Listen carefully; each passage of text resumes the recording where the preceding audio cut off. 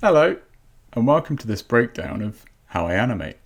I'm going to be showing an overview of my animation process from start to finish for anyone that's interested. With that said, I have a comprehensive description of everything that I do, which I am now going to read off. I open up Adobe Animate. I select Action Script Free to open up a new project and choose some pretty standard settings in the Properties window. I now get ready to import the audio that I'll be animating. I select File, Import to Library, find the file, and once it's in my library, I drag it out and drop it on the canvas. I add some frames and boom, audio. I then give my audio layer a cool name, like audio. With the audio in place, I give it a listen and draw whatever comes to mind. I create a new layer that will serve as the animatic, where the sketchy frames planning out the scene will be made. At this stage I focus primarily on the staging and composition. The fine artistry can take a backseat for now. So here's my guy walking down an alleyway, roughly as I'd imagined. Truly magnificent. I then go on to add a layout/background layer. I like to define exactly what the environment is that my character is moving through before doing any character animation. So I draw, to the best of my ability, the background as seen in the animatic.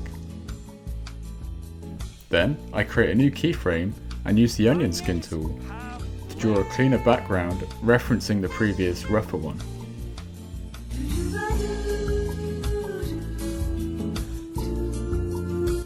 I replace the first rougher drawing with the new keyframe and now have a finalized stage for the character animation.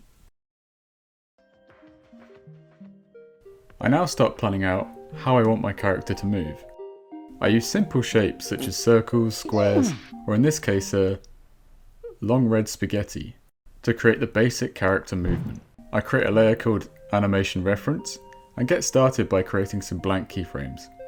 I'll be animating this on freeze. There are several things I consider whilst I'm animating the red spaghetti. First of all is the line of action. This line kind of looks like a spine, so I think it's an effective shape for drafting out how the character will lean and distribute their weight as they are moving around the scene. Being a simple line, I think it conveys the pose in the most minimal and easy to change way. Secondly is the timing. The good way to represent this is with a timing chart.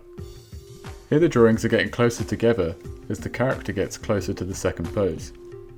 In this instance, I went for a gradual ease out to give the character a more relaxed and whimsical look as he moves into the second pose.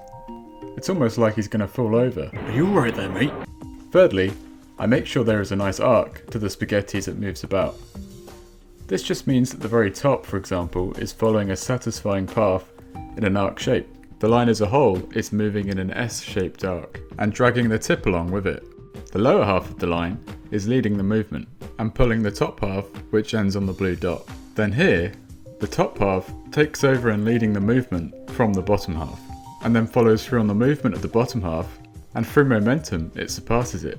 So the movement of the top half following through on the bottom half has created an S-shape arc. If some of the poses are a bit too high or a bit too low, it might be a bit bumpy and less appealing. So I'll sometimes go through and I'll bump poses up or down so that they meet the satisfying arc.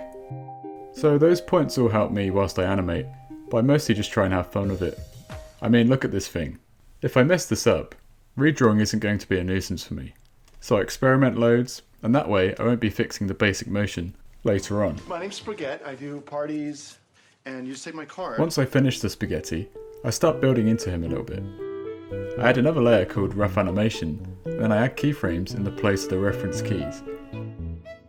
I always imagine simple shapes such as circles and squares as I'm quickly sketching out my rough frames. I also keep an eye on the size of the character throughout, making sure that he isn't going to be doing anything weird like shrinking for no reason. I also add the arms here, which in places will trail behind the movement of the body and act as some of the follow-through movement, following the arc of movement established by the body. For this spin, I think of the body and the arm as having an arc. The body is the driving force, so it establishes the arc of movement in a circular path for the spin. Now here, the arm is trailing behind it. It is then sent rocketing past the body from the momentum. and then it orbits around the body until it is dragged forward once more by the body moving forward. It then orbits around a second time from the momentum. So I'm thinking of the spin here is acting on circular paths, with just the arm elements reacting with a delay to the body on that same path. As you can see, I didn't stick to the spaghetti the whole way through, and just sort of did my own thing with it here and there. Sometimes it's fun to play around with the arcs of movement and timing, whilst it's still quite rough like this. So here it is.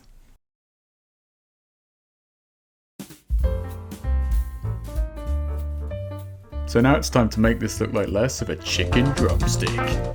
Here's a character design I made earlier.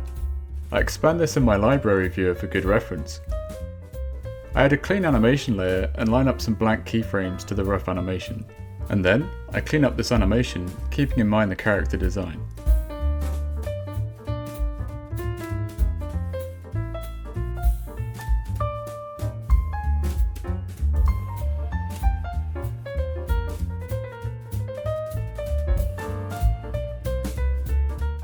Here's the cleaned lad.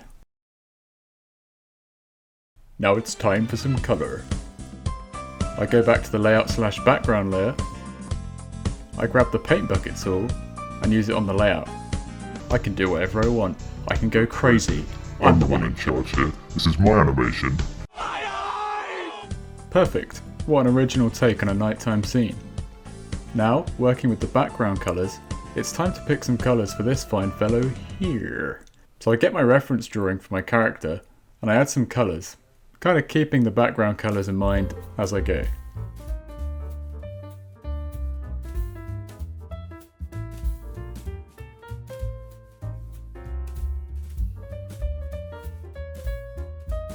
So yeah. Great, I've got a palette figured out for this guy, but I've got a lot of frames that need colouring. So I grab the paint bucket tool, I put on some tunes, and I paint.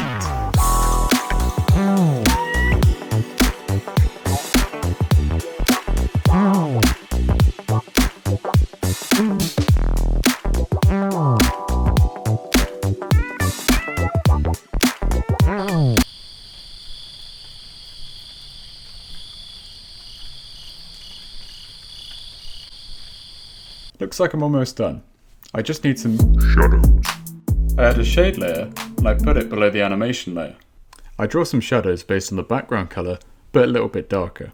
I just go through each keyframe, sketching these shadows out, or drawing little shadow circles, whatever I need, and I go through the whole animation, like I've done here, and give them a bit of shade if needed.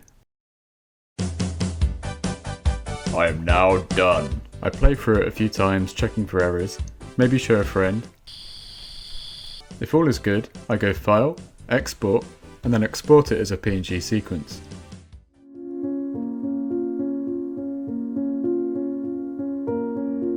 Now I open Premiere Pro.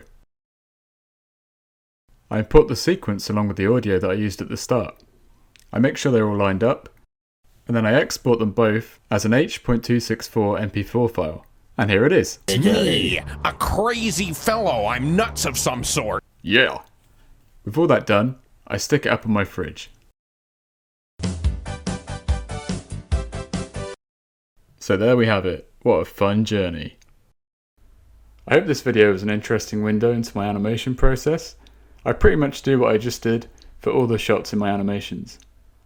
This video is very general though. It's kind of an overview of everything I do in one go. But if there's interest, I'll definitely be up for doing more specific tutorials in the future on anything people are having a hard time with or are just interested to see. So let me know in the comments. I got some stuff on the way that I've been having a load of fun drafting up, so keep an eye out for that. I've had a great time so far sharing my short animations and my Only Plays stuff with you all. Reading the comments and seeing the support for my stuff has really kept me going, so thank you. With that said, stay safe out there, folks. Goodbye.